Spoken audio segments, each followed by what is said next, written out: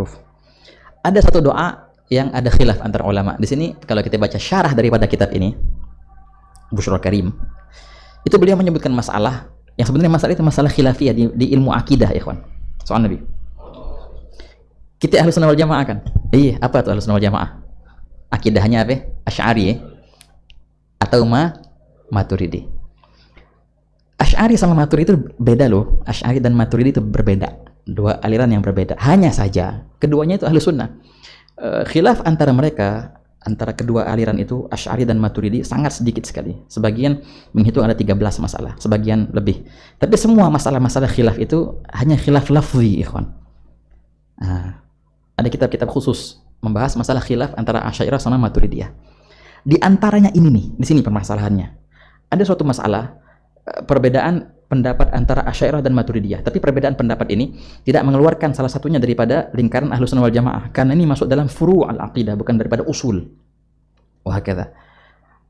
Masalah ini dalam tauhid judulnya khulful wa'd wal wa'id. Khulf artinya mengingkari. Al-wa'd artinya janji baik. Kalau wa'id janji buruk, maksudnya ancaman. Begini. Allah Ta'ala telah berjanji di Al-Quran, orang yang baik bakal kemana? Yang bakal ke surga. Itu kan janji baik ya, janji baik. Kalau janji buruk, ancaman, banyak di Al-Quran Allah mengancam mereka, orang yang kafir, orang yang maksiat bakal ke neraka. Banyak itu ayat-ayat seperti itu. Globalnya pasti banyak. Wah, kata. Pertanyaan, mungkinkah Allah mengingkari janjinya? Hasya wa kalla, enggak mungkin. Oke, mari kita bahas satu-satu ya. Soalnya di sini fenomena besar dalam kitab ini, dalam masalah ini ya, kawan. Kalau masalah janji baik, apakah pertama sebelum kita bahas dari segi syariatnya, dari segi akal dulu, terlepas dari ahadits ataupun ayat. Akal bisakah menggambarkan ya, hanya menggambarkan?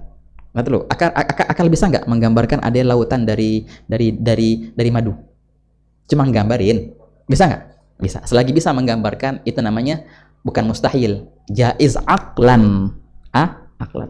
Akal bisa nggak menggambarkan manusia terbang? Menggambarkan. Bisa aja menggambarkan, apa susahnya menggambarkan? Selagi bisa digambarkan berarti namanya jaiz, bukan mustahil.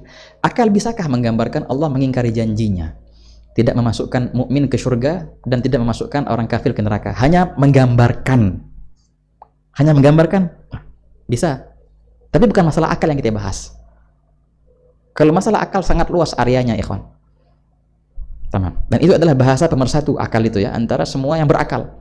Makanya kalau kita lagi debat sama orang ateis atau apalah liberal, harus dengan bahasa yang sama dong. Jangan sampai entar musadarah. Engkau membahas sesuatu yang engkau menjadikan suatu dalil yang mereka nggak percaya keabsahan daripada dalilmu itu, sumbernya. Debat sama ateis pakai dalil Al-Qur'an, murasya jadinya. Kalau mereka nggak percaya sama Quran, kita jadikan Quran dalil, nggak bisa, itu namanya musadarah dalam perihal al-bahts wal munadharah. Harus dengan bahasa yang satu. Satu-satunya bahasa yang memersatukan kita semua adalah akal. Begitu. Makanya dalil akli dalam ilmu tauhid lebih kuat daripada dalil naqli.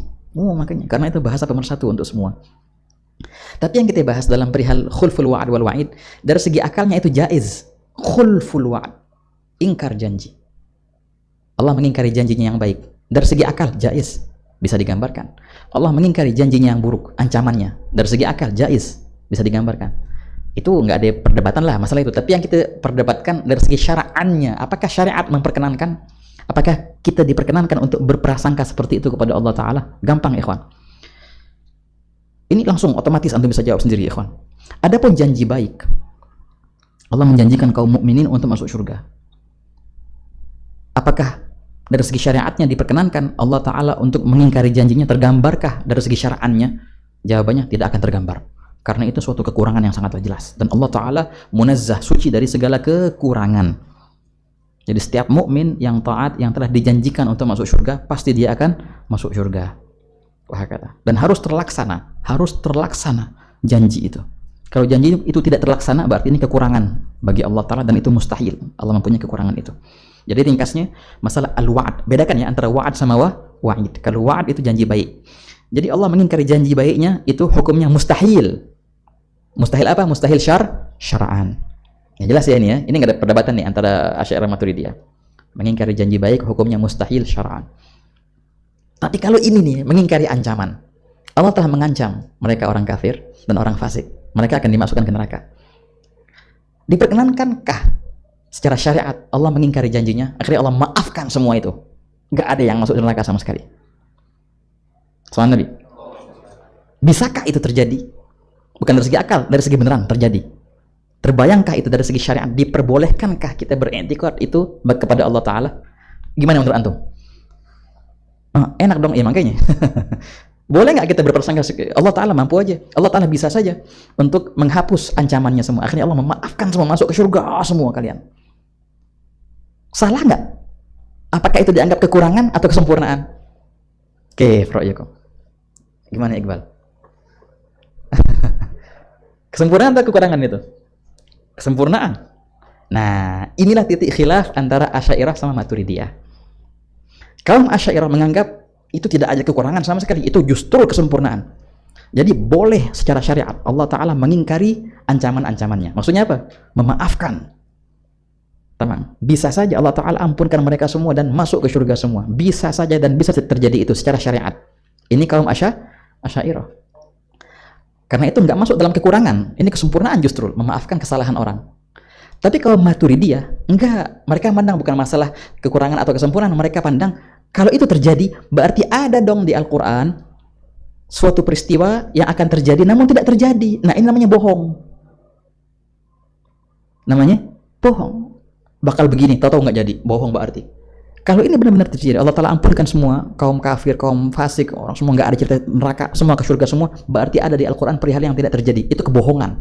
Itu kekurangan bagi Allah Ta'ala. Tidak mungkin. Harus ada yang masuk neraka. Kata siapa? Kata Maturidiyah. Nah, nanti nggak bagaimana khilafnya antara dua itu. Jadi kalau kaum Asy'ariyah, mereka berkata, betul ini akan yalzam minhu al-kizib. Akan timbul dari masalah ini ada perihal yang tidak terjadi. Tapi kalau seandainya pun ada perihal yang tidak terjadi, yang telah dijanjikan tapi nggak terjadi, tetap aja itu bukan suatu kekurangan, itu kesempurnaan. Bukan dituduh, wah bohong ente. Enggak. Tapi Maturidiyah memandangnya enggak akan terjadi kebohongan. Begini ikhwan contohnya. Ulama bilang kayak gini, seandainya ada orang yang sudah divonis di penjara, ada orang yang bersalah, benar-benar bersalah di sidang, divonis di penjara, wah ente besok penjara, besok kesini masuk penjara selama setahun contohnya, janji si hakim sudah menjanjikan besok di penjara, gitu. Datang Fulan bin Fulan besok mau di penjara, tahu-tahu apa ya? Dimaafkan penjaranya. Orang bakal bilang nggak, wah bohong ente Kim, hakimnya bohong, kemarin dia janji penjara atau nggak jadi penjara, atau enggak? Wah, terima kasih banyak. Makasih, engkau telah memaafkanku. Nah, ini kayak gini. Mungkin sebagian orang akan memandang hakim bohong. Itu siapa itu? Maturidiyah. Nggak boleh hakim bohong, pasti. Selagi dia telah menjanjikan di penjara, harus di penjara. Kalau nggak di penjara, bohong berarti dia. Walaupun baik kebaikan itu. Itu pandangannya Maturidiyah. Kalau pandangan Asy'ariyah, nggak apa-apa. Dimaafkan. Walaupun bohong, tapi baik. Kebaikan, bukan kekurangan. Ini kaum Asy'ariyah. Anda membayangkan. Ini kan masalah tauhid ya, murni masalah tauhid. Tapi apa yang terjadi? Dari sini timbul masalah fikih. Kalau seandainya kita berdoa, ya Allah, ampunkanlah semua kaum muslimin semuanya dosa-dosa mereka tanpa terkecuali. Kata Asy'ariyah, boleh nggak? Boleh-boleh aja. Apa salahnya? Silahkan kau berdoa seperti itu. Kaum Maturidiyah bilang, ente kalau doa kayak gitu haram. Ente nyebutin di salat, batal salat ente. Kata siapa ya? Kata Maturidi. Karena doa itu yang tidak diperkenankan. Karena harus daripada mereka kaum muslimin, pasti yang ada yang berdosa, yang telah dijanjikan mereka masuk neraka. Kalau diampunkan dosa mereka semua, timbullah namanya khulful wa'id, ingkar janji atau ancaman. Dan ini tidak diperkenankan syara'an di kalangan mereka. Makanya doa, Allahumma ighfir lil mu'minina wal mu'minat, kalau cuma itu sih oke. Wal muslimin wal muslimat, oke. Jami'a dzunubihim, semua dosa-dosa mereka, semuanya ampunkan. Nah, ini yang enggak boleh nih. Kata Maturidiyah, ini doa enggak boleh. Kalau disebutkan di salat batal. Jangan lupa ini kalangan Maturidi. Kitab Bushrul Karim menganut akidah Maturidiyah dalam masalah ini. Makanya beliau berkata, "Na'am in arada an yaghfira li jami'il mu'minin jami'a dzunubihim haram." La ilaha illallah. Enggak boleh katanya. Hadza ajib. La ilaha illallah. Ini apa ya? Asy'ariyah Maturidiyah? Asy'ariyah gitu ya. Sama masih muskilah. Terserah mau Asy'ariyah sama Maturidiyah. Di sini masalah ini terserah sih mau milih yang mana, enggak apa-apa. Kullu wahid. Bisa kita hafal sifat 20 ya. Sifat 20 itu Di kalangan Asy'ariyah bukan 20 loh. Berapa? Cuma 13. Di kalangan Asy'ariyah enggak ada. Di kalangan Asy'ariyah sifat ma'nawiyah. Bahkan sifat wujud itu ada khilafnya kan 12 menurut Abu Hasan Asy'ari. Ya, 20 ini apaan? Maturidiyah, syuf. Lah iya. 20 itu Maturidiyah itu, menambahkan sifat ma'nawiyah, itsbatul hal. Jadi ala kulli, jadi itu yang satu lah, Asy'ariyah Maturidiyah satu, enggak ada bedanya. Semuanya khilaf lafzi dalam perkataan mereka. Sallallahu Nabi Muhammad. Oke. Akhir masalah di sini beliau berkata, ini gampang nih. Gal wa yukrahul jahru